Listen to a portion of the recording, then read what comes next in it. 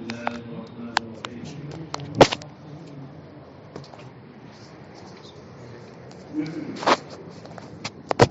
ليس عليك هداهم ولكن الله يهدي من يشاء وما تنفقوا من خير فلأنفسكم وما تنفقون إلا ابتغاء وجه الله وما تنفقوا من خير يوفى إليكم وأنتم لا تظلمون۔ صاحب کی شان نزول بتا رہے ہیں۔ ابتدا میں یہ تھا کہ ہجرت کے ابتدائی زمانے میں کہ بعض جو مالدار مسلمان تھے تو وہ اپنے رشتہ داروں کو جو حالت کفر و شرک میں تھے ان کو بھی کچھ مال دے دیا کرتے تھے، شروع میں دے دیا کرتے تھے۔ اس کے بعد پھر جب لوگوں کی کچھ رشادوانیاں بڑھیں تو لوگوں نے دینا بند کر دیا تاکہ یہ جب پریشان ہو سکتا ہے پریشان ہو کر کے اور اسلام لے۔ تو یہ آیت نازل ہوئی اس وقت، لیس علیک ھداھم ولکن اللہ یہدی من یشاء، کہ انہیں منزل مقصود تک پہنچانا، اسلام کی منزل تک پہنچا دینا، یہ آپ کا کام نہیں ہے۔ آپ کا کام تو ہے تبلیغ، یہ کام اللہ کا ہے، وہ جسے چاہتا ہے صحیح منزل مقصود تک سے پہنچاتا ہے۔ وَلَمَّا مَنَعَ صلی اللہ علیہ وسلم من التصدق علی المشرکین، یہ جو لوگ دیتے تھے یہ سرکار کی بارگاہ میں آئے تھے، سرکار نے منع کیا تھا اسے۔ جب رسول اکرم صلی اللہ علیہ وسلم نے مشرکین کو صدقہ دینے سے منع فرما دیا اس غرض سے تاکہ وہ اسلام لے آئیں، تو یہ آیت نازل ہوئی کہ لیس علیک ھداھم اے ھدی الناس الی الدخول فی الاسلام،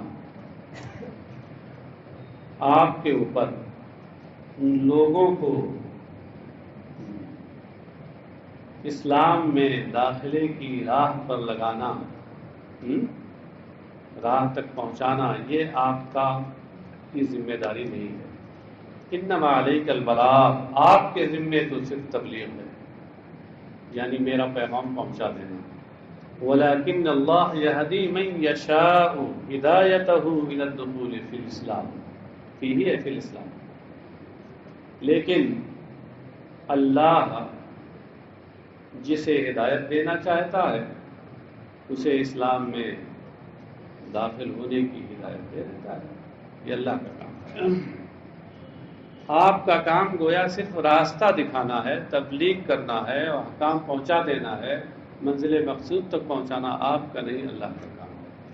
وَمَا تُنْفِقُوا مِنْ خَيْرٍ فَلِأَنفُسِكُمْ، خیر کی تفسیر مال سے کی، یہ جگہ جگہ آیا ہوگا کہ خیر بول کر مال مراد دیا، اور اشارہ یہ ہے کہ مال اللہ کی نعمت ہے، خیر ہی خیر ہے، خیر کے کاموں میں صرف تو کیا جائے، اور اگر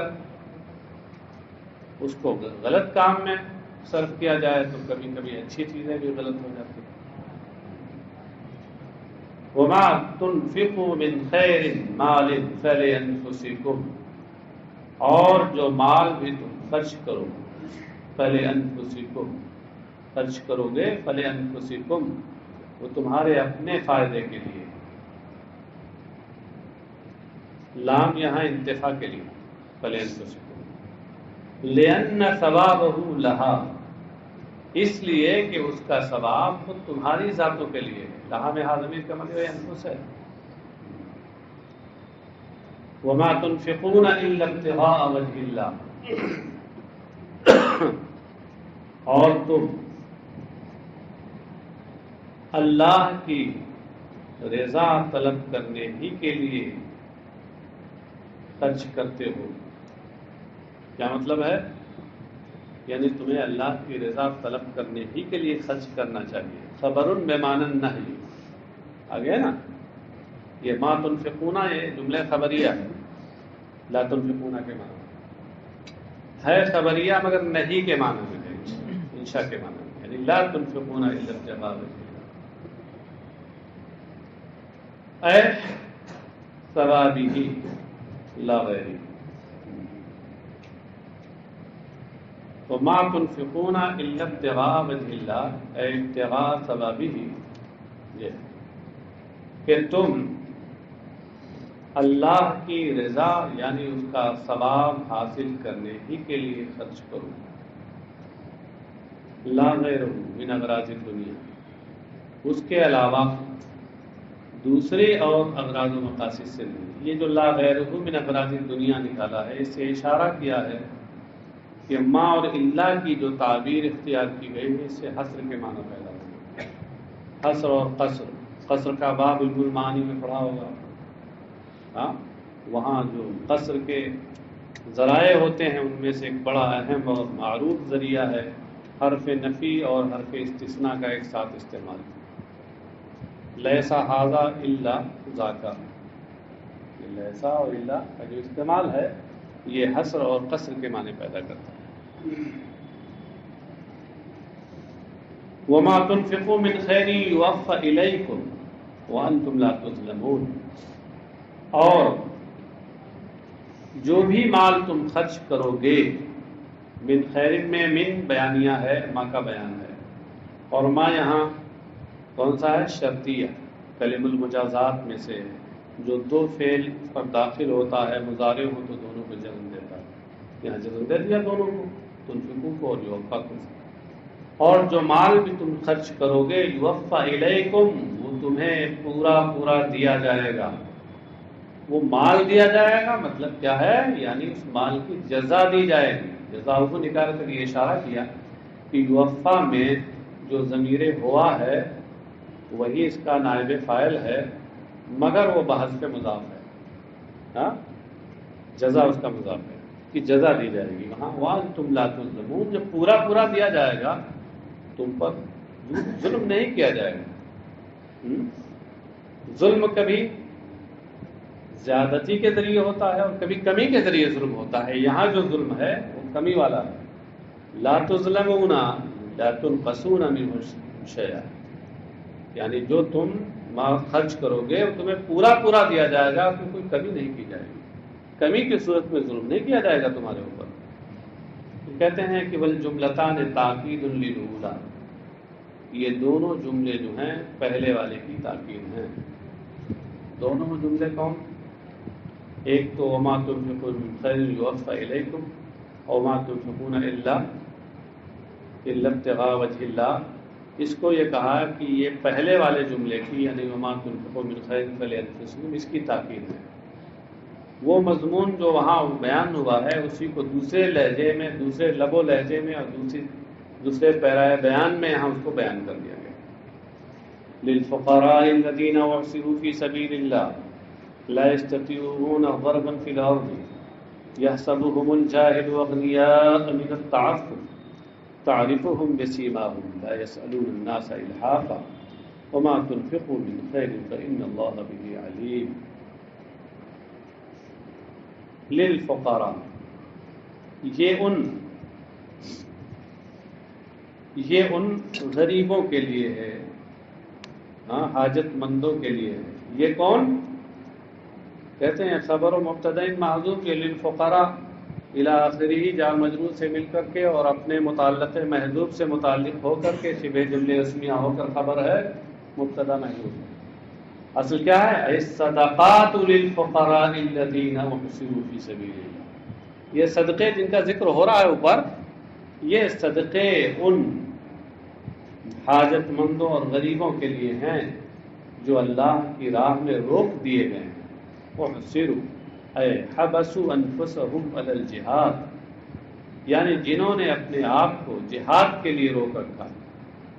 کہتے ہیں نزلت فی اہل الصفہ، یہ آیت کریمہ اصحاب صفہ کے بارے میں نازل ہوئی۔ صفہ یہ مسجد نبوی کے سامنے بازار میں، بازار مدینہ میں چبوترا تھا، کہ اس پر کچھ لوگ جو مدینہ کے نہیں تھے، مہاجرین تھے، جو اپنا گھر بار اہل و عیال سب چھوڑ کر یہاں آئے تھے، اور وہ اسی صفہ پہ رہتے تے، نماز کے وقت میں مسجد نبوی جاتے، نماز ادا کرتے، اور اس کے بعد پھر یہی صفہ پہ آ کر کے وہیں پہ ان کا رہنا سہنا ہوتا تھا، عبادت کرنا اور اس کے ساتھ ساتھ جہاد کی تربیت حاصل کرنا، اور موقع ضرورت پیش آئے تو شریک ہونا۔ تو ان اصحاب صفہ کے بارے میں یہ آیت نازل ہوئی، وَهُوَ 400 مِنَ الْمُهَاجِرِينَ أُرْشِدُوا لِتَعْلِيمِ الْقُرْآنِ وَالْخُرُوجِ مَعَ السَّرَايَا، یہ 400 مہاجرین تھے جنہیں قرآن کی تعلیم کے لیے تیار کیا گیا تھا اور فوجوں کے ہمراہ باہر جانے کے لیے، یعنی مجاہدین کی جو فوجیں ہوتی تھیں ان کے ساتھ جانے کے لیے۔ سرایا سریہ کی جمع ہے، اور سریہ اس فوج کو اہل سیرت کی اصطلاح میں اس فوج کو کہتے ہیں جس میں خود نبی اکرم صلی اللہ علیہ وسلم بنفس نفیس شریک نہ ہو۔ اور ویسے مطلق لغت میں تو سریہ بمعنی فوج ہے کوئی بھی۔ لا يستطيعون ضربا في الارض، ضربا یضربو کا معنی تو آپ لوگ جانتے ہیں، بہت مشہور ہے، شروع سے ملاقات ہے آپ لوگوں کی، ضربا زید عمرا سے اتنی ملاقات ہے کہ اٹھا گئے ہوں، کیوں؟ لیکن ضربا فی الارض اس کے معنی سفر کرنا۔ ہم لوگوں نے پہلے جو منشیب کتاب پڑھی تھی صرف میں، تو اس میں ضرب کا معنی یہ بتایا تھا، اب ضرب زدن و رفتن بروئے زمین تو پدید کردن مثل، تین معنی بتایا تھا۔ ضرب کا معنی زدن مارنا، و رفتن بروئے زمین اور زمین میں چلنا، سفر کرنا، تو پدید کردن مثل اور مثل بیان کرنا، ضرب مثلا ہوتا ہے نا، تین ہی نہیں ہو تو ایک لمبی فہرست ہے ان کے معنی کی، تین معنی مشہور ہیں، لغت آپ دیکھیں گے نا تو شاید پورا پورا صفحہ آپ کو ملے گا۔ جی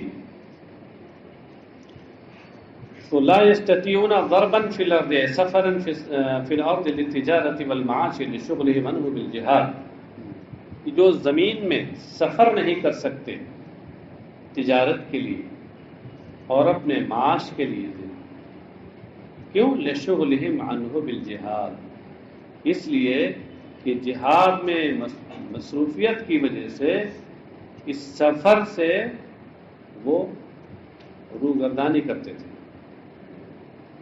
ہے نا، کیونکہ وہ جہاد میں، جہاد سے مراد کیا ہے؟ جہاد کی تیاری، اور جہاد یہاں معنی عام میں ہے، اس لیے کہ یہ بات تو اہل صفہ کے بارے میں، یہ آیت تو اہل صفہ کے بارے میں نازل ہوئی ہے، اور اہل صفہ کے بارے میں اوپر بتایا ہے کہ ارشدوا لتعلیم القرآن والخروج مع السرایا، دو کام تھے ان کے، ہاں، ایک تو قرآن کی تعلیم حاصل کرنا، دین کی تعلیم حاصل کرنا، اور دوسرے ضرورت پڑنے پر مجاہدین کے دستوں کے ساتھ جہاد میں نکلنا، یہ مقصد تھا ان کا۔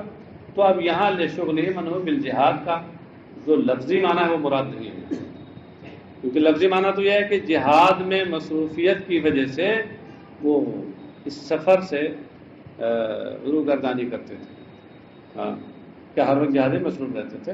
اوپر جو بتا دیا جائے کہ تعلیم میں مصروف رہتے ہیں، جہاد کی تیاری میں بھی لگے رہتے ہیں، تو اس لیے یہ یہاں کہا جائے گا کہ جہاد سے مراد جہاد کی تیاری ہے، یا جہاد سے مراد بطور مجاز اللہ کی فرما برداری کے کام ہیں، ہاں، بلفظ دیگر جہاد نفس اس سے مراد ہے، اور جب جہاد نفس کا معنی آپ لے لیں گے عبادت کے معنی میں، تو اب اس کے اندر یہ عام ہو جائے گا، ان دونوں چیزوں کو شامل ہو جائے گا۔ صحابی کے حوالے سے محشی نے نیچے تعویل لکھی ہے، بالجہاد فی طاعت اللہ اما بالغزو اور بتعلمهم القرآن، یحسبهم الجاہل بحالهم مغنیاء، جو شخص ان کی حالت سے ناآشنا ہے، ناواقف ہے، انہیں مالدار سمجھے گا۔ بحالہم یہ نکالا ہے، جاہل کا متعلق نکالا ہے، جو شخص ان کی حالت سے ناواقف ہے، ان کی حالت سے ناآشنا انسان انہیں مالدار سمجھتا ہے، من التعفف اے لتعففہم عن السؤال وترکہ، من التعفف اس کی تفسیر میں کہتے ہیں لتعففہم، من کی تفسیر لام سے کر کے اشارہ کیا، کی سببیہ ہے، تعلیلیہ ہے لام کے معنی میں. اور تعفف کی تفسیر تعففہم سے کر کے اشارہ کیا کہ تعفف میں الف لام عہد خارجی کا ہے یا مضاف الیہ کے عوض میں ہے، اصل میں ہے تعففہم عن السؤال. اور پھر اس کے بعد وترکہ جو نکالا ہے تو یہ واو عطف تفسیری کے لیے ہے اور ترکیہ ایک تفسیر ہے تعفف کی. تعفف کا لغوی معنی کیا ہے، اس کی تفسیر و توضیح کیا وہ بتا دیا. تو مطلب کیا ہوا کہ ان کی حالت سے جو انسان ناواقف ہے انہیں مالدار سمجھے گا ان کے بچنے کی وجہ سے، یعنی ان کے سوال چھوڑنے اور اس سے بچنے کی وجہ سے. تعریفہم بسیماہم، تعریفو یہ صیغہ مخاطب، یہاں خطاب مخاطب کو ایک متعین نہیں عام ہے. تعریفہم بسیماہم، اے مخاطب کسے باشد، ہاں تعریفہم بسیماہم، ان کی علامت سے تم انہیں پہچان لو گے. ان کی علامت کیا؟ بسیماہم یعنی علامتہم من التواضع والسرور، تواضع و فروتنی کی جو علامت ہے، اور جوہر یعنی مشقت اور پریشانی کے جو آثار ان پر ہیں، نشانی جو ان پر ہے، اس سے تم انہیں پہچان لو. ان کو دیکھو گے تو ان کے چال چلن میں، اٹھنے بیٹھنے میں تواضع اور فروتنی پاؤ گے. اور ساتھ ہی ساتھ ان کے جسم پر پریشانی اور مشقت کے آثار تمہیں دکھیں گے، اس سے تم پہچان لو گے کہ یہ مستحق لوگ ہیں. لا یسألون الناس الحافا یعنی لا یسألون الناس شیئا، اس سے اشارہ کیا کہ یہ سوال کا معنی طلب سے، سمجھے؟ یہ سوال کا معنی استفسار نہیں ہے، اس لیے کہ سوال کا معنی استفسار جو ہوتا ہے وہ اپنے مفعول بہ ثانی کی طرف ان کے ذریعے متعدی ہوتا ہے، اور جو سوال کا معنی طلب ہوتا ہے وہ مفعول بہ ثانی کی طرف بے نفسی ہی متعدی ہوتا ہے، کسی حرف جر کے ذریعے متعدی نہیں ہوتا. تو شیئن نکالا، ان شیئن نہیں نکالا. وہ لوگوں سے کچھ نہیں مانگتے، فیلحفون الحافا کہ ان سے وہ گڑ گڑائیں، ان سے لپٹ جائیں. الحاف یلحف الحاف باب افعال سے، لحاف کو لحاف اسی لیے کہتے ہیں کہ ٹھنڈک میں اس کو لپیٹ لیتے ہیں. لام ہے فے کا مادہ لپیٹنے کا معنی دیتا ہے. تو الحافہ باب افعال سے، فیلحفون الحافا. اصل میں عبارت جو قرآن کریم کی ہے وہ یہ ہے کہ لا یسألون الناس الحافا، وہ لپٹتے ہوئے اصرار کرتے ہوئے لوگوں سے سوال نہیں کرتے. ہاں تو اس کے ظاہر سے سمجھ میں آتا ہے کہ اصرار کر کے لوگوں سے نہیں مانگتے، لیکن لگتا ہے کہ بغیر اصرار کے مانگتے ہیں. ہاں تو یہ یہاں پر الحافن سے پہلے یلحفون مفسر نے نکال کر یہ اشارہ کیا کہ یہاں ہر طرح کے سوال اور طلب کی نفی ہے، سوال مطلق کی نفی ہے گویا. ہاں مقید کی نہیں جس میں سے قید کی نفی ہو جائے. عموماً جب مقید کی نفی ہوتی ہے عام طور سے قید کی نفی ہوتی ہے، مقید باقی رہتا ہے. اس لیے بالکل بات واضح کر دی کہ وہ کچھ مانگتے نہیں لوگوں سے. ہاں فیلحفون الحافا کہ اس میں لپٹ جائیں اور الجھ جائیں. اے لا سوال لهم اصلا فلا یقو منہ الحاف وهو الالحاف، یعنی بالکل ان کی طرف سے سوال نہیں ہوتا، تو ان کی جانب سے یہ لپٹنا اور اصرار کرنا بھی نہیں ہوتا ہے. اچھا یہ مانگنے والے جو ہوتے ہیں نا بالکل ایک دم لپٹ بھی جاتے ہیں. ایک مسئلہ اس میں قیاس اللغات میں آیا کہ درویش صحیح ہے کہ درویش صحیح ہے. ہاں فارسی زبان میں، اردو میں بھی آپ بولتے ہیں درویش، کون صحیح ہے؟ تو انہوں نے اپنے ذوق لسانی سے ایک فیصلہ سنا، کہا دونوں صحیح. کہا کہ اس کے معنی ہوتے ہیں فقیر کے، اور فقیر کے دو معنی ہوتے ہیں، ایک فقیر اللہ اور پھر ایک فقیر اللہ، ہے نا. ایک جو منگتا ہوتا ہے لوگوں سے مانگتا پھرتا ہے. تو انہوں نے کہا کہ میرا ذوق یہ کہتا ہے کہ جب یہ منگتا والے فقیر کے معنی میں ہو سمجھے تو اس صورت میں اس کو درویش پڑھا جائے دال کے فتحے کے ساتھ. ہاں اور جب فقیر اللہ یعنی اللہ والے فقیر کے معنی میں ہو تو اس کو درویش پڑھا جائے. پھر توجیہ کی انہوں نے کہ درویش یہ اصل میں در آویز تھا. آویختن سے اسم فاعل سمائی ہے. آویختن مانے لٹکنا لٹکانا ہوتا ہے. تو در آویختن کا مطلب کیا ہوا کہ دروازے سے لٹک جانے والا کہ لے کے ہی جاؤں گا. الحافہ سمجھے لے کے ہی جاؤں گا سمجھے اصرار کی طرح بالکل لپٹ گیا. اور درویش کا مطلب در آویز ہے یار موتی لٹکانے والا. جو اللہ والے ہوتے ہیں وہ روحانیت کے موتی لٹکائے ہوئے ہوتے ہیں اس لیے ان کو درویش کہنا یہ مناسب معلوم ہوتا ہے. انہوں نے کہا گیا اپنے ذوق کے مطابق. انہوں نے اس انداز میں کہا ہے کہ سابق میں میری نظر میں کہیں اس کی صراحت نہیں گزری میں اپنے ذوق سے بات کروں.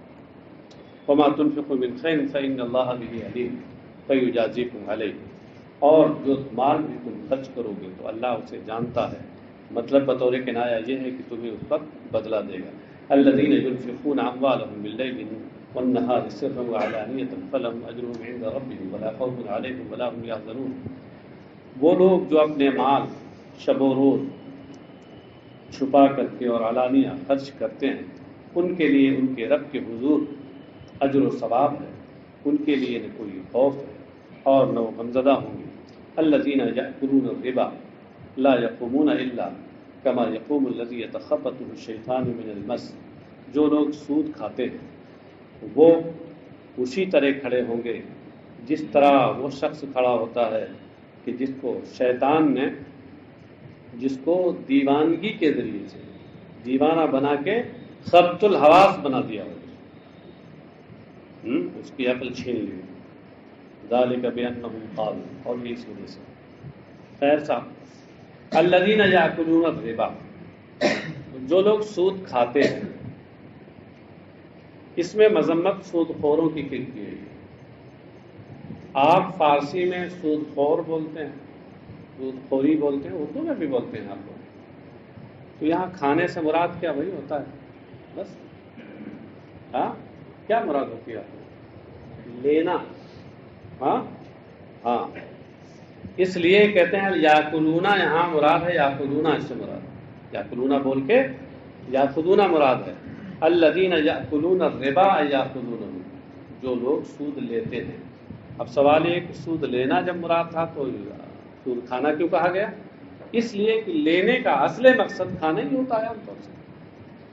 اگرچہ اور بھی مقاصد ہوتے ہیں کھانے کے علاوہ بھی کبھی کبھی وہ مال کسی اور چیز میں بھی صرف کیا جاتا ہے. پہننے میں بھی صرف کیا جاتا ہے زمین کی خریداری میں بھی صرف کیا جاتا ہے اور بہت سی اشیاء زندگی اور ضروریات زندگی میں انہیں صرف کیا جاتا ہے. مگر سب سے اہم اس میں کھانا ہوتا ہے. اس لیے اہم کو سامنے رکھتے ہوئے اور اسی میں منحصر کر دیا تعبیر میں. سود لیتے ہیں. ربا اس کے معنی کیا ہوتے ہیں؟ ربا اس کا مادہ ہے رے بے واو. اس کے معنی ہوتے ہیں زیادتی کے لغت میں. لیکن شریعت میں مطلق زیادتی کو ربا نہیں کہتے. لغت میں تو مطلق زیادتی کو ربا کہتے ہیں لیکن شریعت میں کس زیادتی کو ربا کہتے ہیں اس سلسلے میں تو خود ائمہ فقہا کے درمیان اختلاف ہے. ائمہ مجتہدین کے درمیان اختلاف ہے. اور بہت صاف اور واضح بیان اس سلسلے میں نصوص قرآن و حدیث میں نہیں ہے کہ ربا کسے کہتے ہیں کس چیز میں.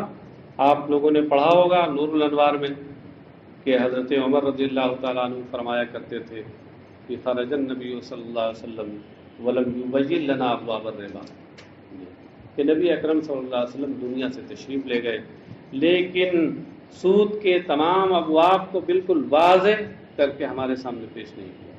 اشارے کیے ہیں لیکن ایک دم کھل کر کے واضح ہو یہ نہیں کیا. اسی وجہ سے ائمہ مجتہدین میں کے درمیان اس کی تعریف میں بھی اختلاف. زیادتی پہ تو سب متفق ہیں لیکن وہ زیادتی کن چیزوں میں ہو اور کس چیز میں ہو اس میں اختلاف ہے. مفسر شافعی ہیں اس لیے اپنے مذہب کے لحاظ سے کہتے ہیں هو الزیادۃ فی المعاملۃ بالنقود والمطعومات فی القدر اب الاجل. ہاں کہتے ہیں کہ یہ روپیے پیسوں اور کھانے کی چیزوں کے لین دین میں، معاملہ کا معنی کیا؟ لین دین، عمل درآمد لین دین.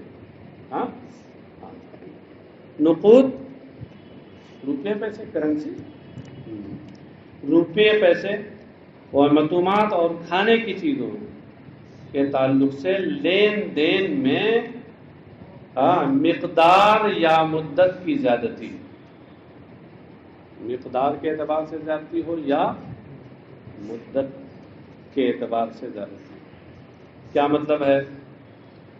یعنی کرنسی کا تبادلہ کیا جائے، کم دے کر زیادہ لیا جائے. کیوں؟ تو یہ زیادہ فی القدر ہو گئی. یا کہتے ہیں جو مطعومات ہیں، کھانے پینے کی چیزیں ہیں، ان میں بھی یہی معاملہ کیا جائے تو یہ زیادہ لینا یہ کیا ہے؟ سود ہے. یوں ہی اجل میں زیادتی، مطلب ادھار لیا جائے ان چیزوں کو، مطعومات کو یا نقود کو، ان کی کا تبادلہ ادھار ہو، تو اس صورت میں بھی یہ ان کے نزدیک کیا ہے؟ سود ہے. اور ہمارے یہاں سود کی بنیادیں کیا ہیں؟ قدر اور جنس، ایک مقدار اور دوسرے ہم جنس ہونا. اور یہ 6 چیزوں میں یہ منحصر ہے. حاشیہ نمبر 21 میں دیکھیے.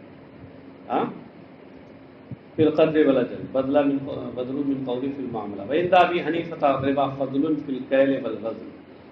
امام ابو حنیفہ کے نزدیک وہ زیادتی جو ناپ میں ہو یا وزن میں، یعنی مکیلات و موزونات میں جو زیادتی ہو، وہ یجری فی الاشیاء الستہ، یہ 6 چیزوں میں جاری ہوتی ہے. الذهب والفضہ والحنطہ والشعیر والتمر والمیل. اب اسی سے تعدی کر کے اور یہ حکم آگے تک بھی پہنچا ہے.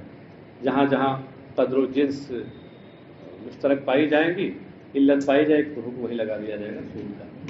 یہ بات بہت لمبا ہے، فقہ کی کتابوں میں باضابطہ اس کی تفصیلات موجود ہیں. خیر، یہ اپنے مذہب کے لحاظ سے انہوں نے، چونکہ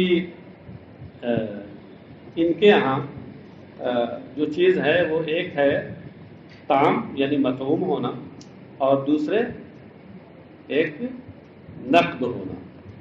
یہ 2 چیزیں ایسی ہیں کہ جو ان کے یہاں بنیاد ہے، اس لیے اس کے لحاظ سے تعریف کر دی ہے.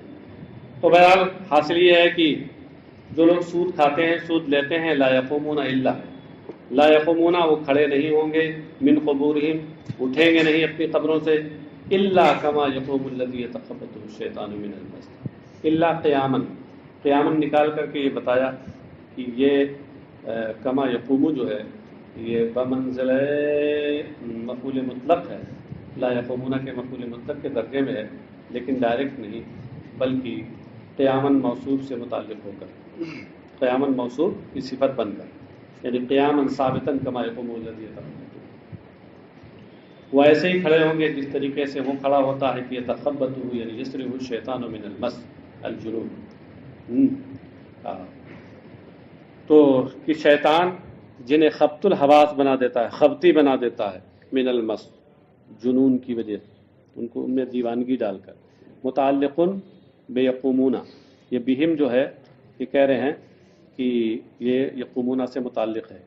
ذالک بانہم قالوا انما البیع مثل الربا، اور یہ یعنی الذی نزل بہم، یہ جو ان کے اوپر یہ افتاد آئی وہ اس وجہ سے ہے کہ انہوں نے یہ کہا، وہ اس بات کے قائل ہیں کہ خرید و فروخت تو ربا ہی کی طرح ہے، سود ہی کی طرح ہے، یعنی جواز میں. یہ فی الجواز نکال کر اشارہ یہ کیا کہ یہاں تشبیہ ہے، اور تشبیہ کے 4 ارکان ہوتے ہیں. ایک مشبہ، بیع و مشبہ ہے، اور دوسرے ہے مشبہ بھی، ربا مشبہ بھی ہے، اور تیسرے ہے ادات تشبیہ و مثل ہے. وجہ تشبیہ غائب ہے، وہ ہے الجواز. یہ وجہ تشبیہ کو نکالا. تو اس لیے کہ ان لوگوں کا کہنا یہ ہے کہ بے تو سود ہی کی طرح جائز ہے، جواز میں اسی کی طرح ہے، بے سود ہی کی طرح ہے۔ کہنا کیا چاہے یہ لوگ کہ سود بے کی طرح ہے، جس طرح بے جائز ہے ایسے سود بھی جائز ہے، مگر بجائے اس کے ان لوگوں نے ایک تشبیہ الٹ دی اور کہا کہ بے سود کی طرح۔ باب تشبیہ میں دیکھیے، یہ خیال کیجیے، جب تشبیہ ایک چیز کو دوسری چیز سے دی جاتی ہے تو وہاں یہ ہوتا ہے کہ وجہ تشبیہ تو دونوں میں قدر مشترک کے طور پہ پائی جاتی ہے، مگر وجہ تشبیہ جس میں زیادہ زور اور قوت اور طاقت کے ساتھ پائی جاتی ہے اس کو مشبہ بھی بنایا جاتا ہے، اور جس میں کمزوری کے ساتھ پائی جاتی ہے اس کو مشبہ بنایا جاتا ہے۔ یہی طریقہ ہے، سمجھے؟ کبھی کبھی ایسا ہوتا ہے کچھ ہوشیار لوگ تشبیہ کو الٹ دیتے ہیں، اس کو تشبیہ معکوس اور تشبیہ مخلوق کہتے ہیں، تشبیہ الٹ دی، سمجھے؟ ہاں، وہاں یہ بتانا چاہتے ہیں وہ، اس اپنے طرز عمل سے بتانا چاہتے ہیں کہ لوگوں تم جس میں اس صفت کو زیادہ زوردار انداز میں پاتے ہو اور جس کو تم یہ سمجھتے ہو کہ یہ مشبہ بھی بننے کے لائق ہے، ارے وجہ تشبیہ والی صفت اس میں نہیں، مشبہ میں زوردار انداز میں پائی جا رہی ہے، اور میرے نزدیک وہ اس لائق ہے کہ اب اس کو مشبہ بھی بنایا جائے، سمجھ گئے؟ اس میں مبالغہ بھی ہوتا ہے تشبیہ مخلوق میں۔ یہ باب آپ لوگوں نے پڑھا ہوگا بھائی، کیوں؟ مخلوق کا چلے انما البیع مثل الربا فی الجواز وہذا من التشبیہ مبالغۃ، اور یہ بطور مبالغہ تشبیہ مقلوب میں سے ہے، تشبیہ معکوس میں سے ہے۔ فقال تعالی ردا علیہ، اللہ تعالیٰ نے ان کی تردید فرماتے ہوئے ارشاد فرمایا وَأَحَلَّ اللَّهُ الْبَيْعَ وَحَرَّمَ الرِّبَا، اللہ نے بیع کو تو حلال فرمایا اور سود کو حرام فرمایا۔ فمن جاءه یعنی بلغه موعظۃ اے وعظ من ربه فانتهى نقله فله ما سلف، تو جس کے پاس اس کے رب کی جانب سے نصیحت آ جائے اور پھر یہ سود خوری سے باز آ جائے، فَلَهُ مَا سَلَفَ یعنی ما سلف قبل النہی، سلفہ بمعنی مضى وتقدم، تو اس ممانعت سے پہلے تو اس کے لیے جائز ہے، وہ سود جائز ہے، ما سلف قبل النہی، کہ جو ممانعت سے پہلے ہو چکا یعنی دے چکا وہ، اے لا یسترد منہ، مطلب یہ ہے کہ اب اس سے وہ سود واپس نہیں لیا جائے گا۔ آیت ممانعت نازل ہونے سے پہلے جو سود کا کاروبار اس نے کر لیا اور جو فائدہ اٹھایا اب اس سے واپس نہیں لیا جائے گا، اس وقت مکلف ہی نہیں تھا وہ۔ وَأَمْرُهُ إِلَى اللَّهِ، اور اس کا معاملہ اللہ کے حوالے ہے، یعنی اس سے معافی کے تعلق سے اس کا معاملہ اللہ کے حوالے ہے۔ وَمَنْ عَادَ فَأُولَٰئِكَ أَصْحَابُ النَّارِ هُمْ فِيهَا خَالِدُونَ، یعنی وَمَنْ عَادَ إِلَىٰ أَكْلِهِ، اور جو دوبارہ سود خوری کرے، مشبہن لہو بالبیع فی الحل، سود کو حلت و جواز میں بیع کے مشابہ قرار دیتے ہوئے، جیسے یہ کہتے تھے سب، ہاں، تو سود کو حلت و جواز میں خرید و فروخت کے مشابہ قرار دیتے ہوئے دوبارہ جو سود خوری کرے فَأُولَٰئِكَ أَصْحَابُ النَّارِ، تو یہی لوگ دوزخی ہیں کہ اس میں ہمیشہ رہیں گے۔ یمحق اللہ الربا ویربی الصدقات واللہ لا یحب کل کفار اثیم، اللہ سود کو گھٹاتا ہے، یمحق یعنی ینقصہ ویذہب برکتہ، اسے گھٹاتا ہے مطلب کیا ہے؟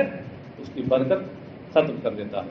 ویربی الصدقات یعنی یزیدها ویرمیها یضاعف ثوابها، مطلب یہ ہے کہ اس میں اضافہ کرتا ہے، اسے بڑھاتا ہے، اس کے ثواب کو کئی گنا کرتا ہے۔ واللہ لا یحب کل کفار اثیم، اور اللہ تبارک و تعالیٰ کو پسند نہیں کل کفار اثیم، ربا اور سود کو حلال کر کے کفران نعمت کرنے والا، واثیم اور گنہگار، یعنی ایسا گنہگار جو سود خوری کر کے گنہگار ہوا، یہ اللہ کو پسند نہیں۔ پسند نہیں کا کیا مطلب؟ اے جو عاقل ہو، بطور کنایہ مراد ہے کہ اللہ اسے سزا دے گا۔ تھوڑا سا اجین الذین آمنوا وعملوا الصالحات واقاموا الصلاۃ وآتوا الزکاۃ لهم اجرهم عند ربهم ولا خوف علیہم ولا هم یحزنون، اس کا ترجمہ تو بالکل آسان ہے جی، ہاں چلیے۔